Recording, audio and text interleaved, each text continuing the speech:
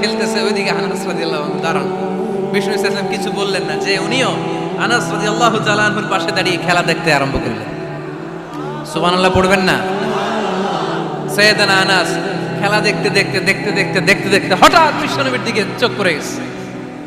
বিশ্বনবীর চোখের দেখে যখন সাইয়েদানা আনাস রাদিয়াল্লাহু তাআলা আনহুর চোখ পড়ে গেছে, সাইয়েদানা আনাস বলে, আমার কলিজাটা এখান থেকে এই দিকে চলে আসছে ভয়ে। কিসে? ভয়ে। উনি বললেন, আমার গলা শুকিয়ে যেতে আরম্ভ করলো, কাঁপতে লাগলাম। আয় হায়, এখন আমার মনে পড়ছে বিশ্বনবীর জামা আনতে পাঠাইছিল, ভুলে গেছে খেলার আবেশে পড়ে।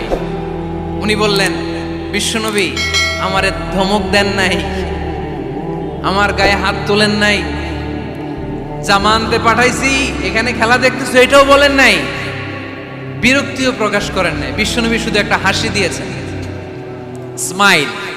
কি দিয়েছেন?